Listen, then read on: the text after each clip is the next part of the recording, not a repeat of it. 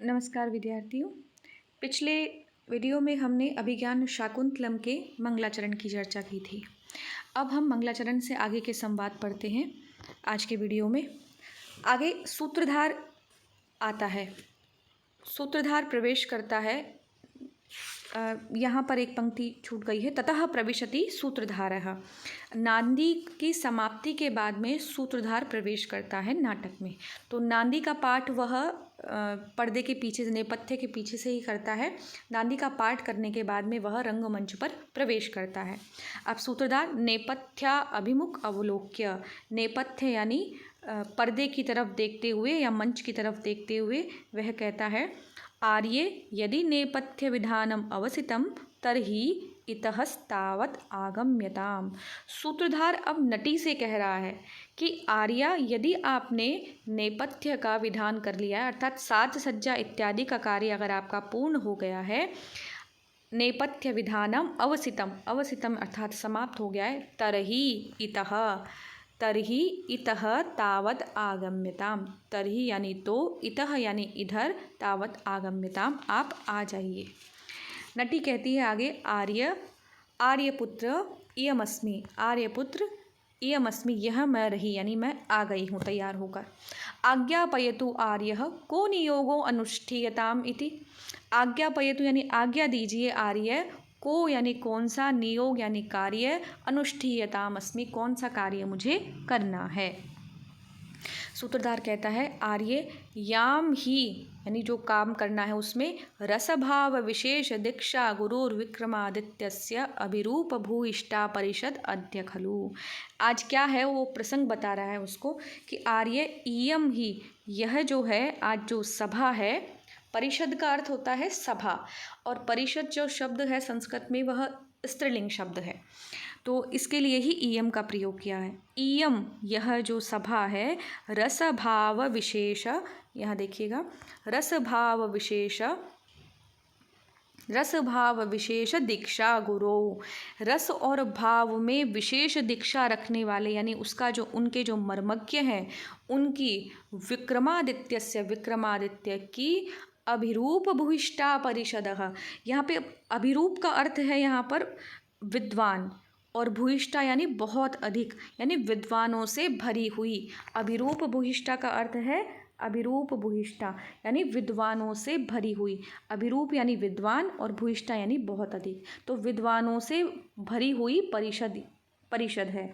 इयम शब्द किसके लिए आया है? याम यानी जिस, इसमें जो याम, यहाँ पे ये याम नहीं है, ये इयम शब्द है सच में, ये टाइपिंग मिस्टेक है मेरी। तो इयम यानी यह जो इयम परिषद, यह जो परिषद है वो रस भाव विशेष दीक्षा गुरु, रस भाव में विशेष दीक्षा रखने वाले विशेष जो मर्मज्ञ हैं विक्रमादित्य की अभिरूप भूइष्टा, अभिरूप यानी विद्वानों से जो भरी हुई परिषद है, अद्य खलु आज यह।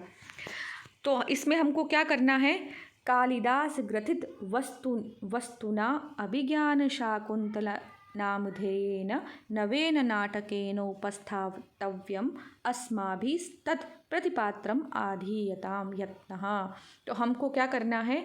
कालिदास ग्रथित, कालिदास के द्वारा लिखा हुआ या उनके द्वारा गुम्फित किया हुआ, वस्तुना उनके द्वारा जो ग्रंथ ग्रथित किया गया है, गुथा हुआ है, जो गुम्फित किया गया है, उस वो अभिज्ञान शाकुंतलम नामधेयेन, अभिज्ञान शाकुंतलम नाम वाले नवेन नाटकेन, इस नए नाटक को उपस्थापितव्यम, हमको आज उपस्थापित करना है, उसका आज हमको मंचन करना है। अस्माभिः हमको, तत् इसलिए, प्रतिपात्रम आधीयताम इसलिए प्रतिपात्र को, प्रतिपात्रम आधीयताम का अर्थ है प्रतिपात्र को तुम सज्जता करो, उनको तैयार करो, उनको नाटक करने के लिए कहो। आधीयताम प्रतिपात्रम को, हर एक पात्र को तुम यह आदेश दो या उनको तैयार करो कि वह इस नाटक का उपस्थापन करें। अब यहाँ पर जो ये नटी है वह देखिए, यहाँ तो मैंने संस्कृत पंक्ति लिखी है क्योंकि हमको प्राकृत भाषा आती नहीं है, पर संस्कृत के नाटकों में ये देखा गया है कि सूत्रधार हो, राजा हो और श्रेष्ठ पात्र हो, सन्यासी हो और कभी कभी कुछ राजकुमारियाँ और वैश्याएँ, ये सब क्या होता है, संस्कृत बोलती हैं। इसके अलावा जो भी स्त्री पात्र होते हैं वह सब क्या करते हैं, प्राकृत बोलते हैं। तो ये जो नटी स्त्री पात्र है ये यहाँ पर प्राकृत में ही बोला है, मैंने सिर्फ यहाँ संस्कृत में आपको टेक्स्ट लिख के दिया है। बाकी श्रेष्ठ पात्र, राजा, सन्यासिनी और वेश्या और राजकुमारी, यहाँ भी कभी कभी, सारी राजकुमारी नहीं, कभी कभी कोई राजकुमारी ही जिनका संस्कृत में आपको संवाद देखने को मिलेगा संस्कृत के नाटकों में। बाकी शेष सभी स्त्रियाँ प्राकृत में बोलती है। तो यहाँ पर नटी ने भी प्राकृत भाषा में ही बोला है। इसके बाद आगे कहता है सूत्रधार, आर्ये नटी कहती है, सुविदितिं प्रयोगतया न किमपि परिहास्यते सूत्रधार सस्मितम आर्ये कथयामि ते भूतार्थम। क्षमा कीजिएगा, ये ऊपर वाली पंक्ति ही ये यहाँ ठीक नहीं आ रहा है। यहाँ पर ये जो पंक्ति है, सुविदितम प्रयोगतया न किमपि परिहास्यते, ये नटी के द्वारा बोली गई है। तो कहता है सुविहितम प्रयोगतया, सुविहितम यानी जिसने बहुत अच्छी प्रकार से अभ्यास किया हुआ है। तो जो आपकी जो मंडली है, सुविहित प्रयोग, सुविहित प्रयोग यानी बारंबार अभ्यास करने से वह निपुण है। आर्यस्य, आर्य की जो यह मंडली है उस अच्छी प्रकार से अभ्यास की हुई है, अत्यंत निपुण है। न किमपि परिहास्यते, तो कोई भी इसके ऊपर मजाक नहीं बनाएगा, वह आराम से हर प्रकार का प्रयोग कर लेंगे। आगे सूत्रधार कह रहा है सस्मितम, थोड़ा मुस्कुरा करके, आर्य कथयामि ते भूतार्थम, कि तुम सत्य कह रही हो। भूतार्थम का अर्थ है तुम सत्य कह रही हो। आगे श्लोक पढ़ता है, यह इम्पॉर्टेंट श्लोक है और इसमें एक सूक्ति भी है। अपरितोषाद विदुषाम न साधु मन्ये प्रयोग विज्ञानम बलवदपि शिक्षितानाम आत्ममन्यम प्रत्ययम चेतः। तो कहता है अपरितोषाद, जब तक तुष्टि नहीं हो जाती है, संतुष्टि नहीं हो जाती है, विदुषाम विद्वज्जनों को, न साधु मन्ये, तब तक वह अच्छा नहीं मानते हैं, प्रयोग विज्ञानम, अपने किए हुए कार्यों से, अभिनय की जो प्रयोग की उनकी जो कुशलता है वो ठीक नहीं है। कब तक ठीक नहीं है, विदुषाम अपरितोषाम विदुषाम न साधु मन्ये, जब तक कि जो विद्वान लोग हैं, जब तक कि वह संतोष नहीं हो जाता उनको, तब तक अपने प्रयोग के विज्ञान को या अपने प्रयोग की जो कुशलता है उसको अच्छा नहीं मानते हैं। मतलब ऐसा नहीं हमने कार्य कर लिया और कार्य करते ही हम संतुष्ट हो गए, ऐसा नहीं। बार बार उनकी प्रयोग की कुशलता को देखते हैं, फिर उनकी कमियों को दूर करते हैं। जब तक विद्वान लोग संतुष्ट नहीं हो जाते प्रयोग के कुशलता, तब तक वह उसको ठीक नहीं समझता है। यानी विद्वानों के संतोष के अनुसार ही अभिनय की कुशलता ठीक मानी जाती है। बलवदपि शिक्षिता नाम, ये जो दूसरी पंक्ति है यही इसमें क्या है, सूक्ति है। बलवदपि शिक्षिता नाम आत्ममन्यम प्रत्ययम चेतः। बलवदपि, तो जो पुनः पुनः सुशिक्षित, जो बलवदपि शिक्षित यानी बहुत अधिक शिक्षित हैं, सुशिक्षित लोग हैं, सुप्रशिक्षित जो पात्र हैं, कि चित्त में भी अपने विषय में से आत्ममन्ययम यानी अपने ही अंदर अपने हृदय में, अप्रत्ययम चेतः वो शंकित रहते हैं, अचेतः यानी अपने हृदय में, चेतस में, चित्त में, अपने विषय में उनको संदेह बना रहता है। आत्ममन्यम यानी अपने, प्रत्ययम का मतलब है यहाँ पर क्षमा कीजिएगा, आत्ममन्यम अप्रत्ययम चेतः। आत्ममन्य यानी अपने ही मन में, अपने चेतः चित्त में, अप्रत्ययम यानी वह शंकित रहते हैं, अविश्वास से युक्त रहते हैं।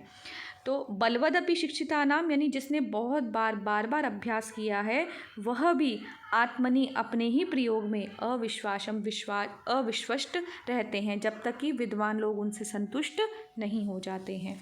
तो बलवदपि शिक्षिता नाम यानी पुनः पुनः अभ्यास करने वाले के मन में भी आशंका बनी ही रहती है, जब तक कि विद्वान लोग उनके प्रयोग के कुशलता को साधु यानी अच्छा नहीं मान लेते हैं। आगे नटी कहती है, आर्ये एवं इन विदम, यहाँ पर यह मैं हूँ, अनंतरम अनंत यहाँ पे थोड़ा सा ये टाइपिंग मिस्टेक है, अनंतर करणीयम तावद आर्य आज्ञापयतु। अनंतर यानी अब इसके बाद में क्या करना, अनंतर करणीयम इसके बाद में क्या करना है, तावद आर्य आज्ञापयतु तब तक आप आज्ञा दीजिए। सूत्रधार कहता है किम अन्यद अस्या परिषदः श्रुति प्रमोद हेतोर गीतात करणीयमस्ति। तो सूत्रधार कहता है किम अन्यद अस्याः परिषदः, और अन्य क्या, जो इस परिषद को मनोविनोद के लिए, मनोरंजन के लिए, प्रमोद हेतु हो, प्रमोद यानी आनंद, मनोरंजन के लिए, मनोविनोद के लिए गीतात करणीयम अस्ति, इसके लिए तुमको गीत गाना, इस गीत गाने से बढ़कर और क्या कार्य हो सकता। किम करणीयम अस्ति, कि कुछ और करना क्या है। किम अन्यद अस्याः परिषदः, किम अन्यद यानी कुछ और क्या, अस्याः परिषदः इस परिषद के, इस सभा का, श्रुति प्रमोद यानी सुनने से उनका मनोरंजन हो जाए, इस हेतु से गीत से बढ़कर और तुम्हारे लिए क्या है, तो तुम क्या करो, गीत गाओ। नटी कहती है अथ कतमं पुनर ऋतुम अधिकृत्य गास्यामि, तो फिर मैं कौन सी ऋतु को आधार बनाकर गीत गाऊं। सूत्रधार कह रहा है नन्वम ननु इमम एव तावद अचिरम प्रवृत्त उपभोग क्षमम ग्रीष्म समयम अधिकृत्य गीयताम।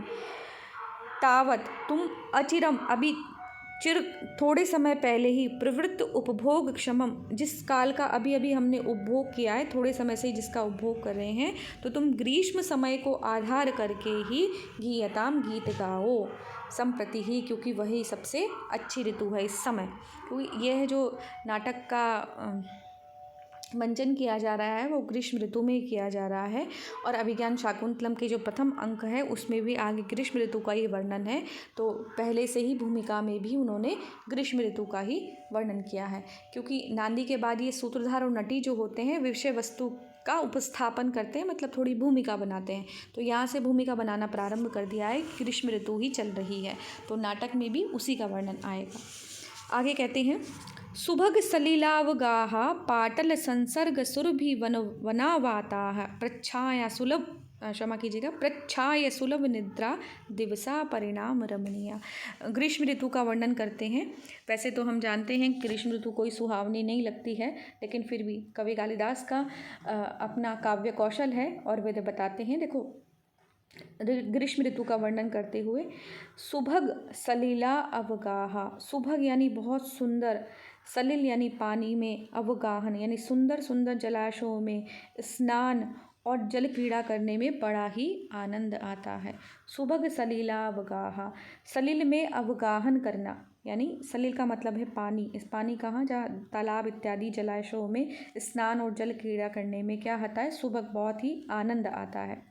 पाटल संसर्ग सुरभि वनावाता, पाटल यानी गुलाब के संसर्ग से सुरभि यानी सुरभित हो रहे हैं, वन वाता वन की जो वायु है, वन वाता, वाता का अर्थ है वायु, वन की जो वायु है वो पाटल अर्थात गुलाब के संसर्ग यानी गुलाब के साथ में रहने से, संसर्ग वाता है, गुलाब के संसर्ग में रहने से जो वायु है बहुत ही सुरभित हो गई है।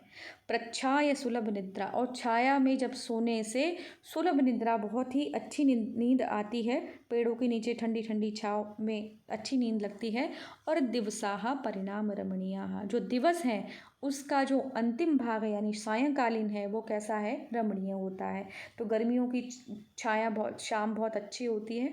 अब तो हम बहुत ही पोल्यूशन में, बहुत ही प्रदूषण वाले वातावरण में रहते हैं, जब शाम की वायु भी ठंडी नहीं होती है, लेकिन जब कभी ये लिखा गया था तब इतना प्रदूषण नहीं था, और जैसे ही शाम होती थी, शाम गर्मियों की शाम बहुत ही अच्छी हो जाती थी। बहुत तेज़ धूप में पेड़ों की शीतल छाया में सोते थे तो बहुत आनंद आता था, और उस समय हरियाली थी, पेड़ पौधे थे, तो वायु भी बहुत अच्छी थी। पहले के समय में जलाशयों में स्नान भी किया जाता था, तो वो बहुत ही अच्छा लगता था। तो ऐसा वर्णन महाकवि कालिदास ने ये ग्रीष्म ऋतु का किया है। आज के वीडियो में हम इतना ही पढ़ेंगे।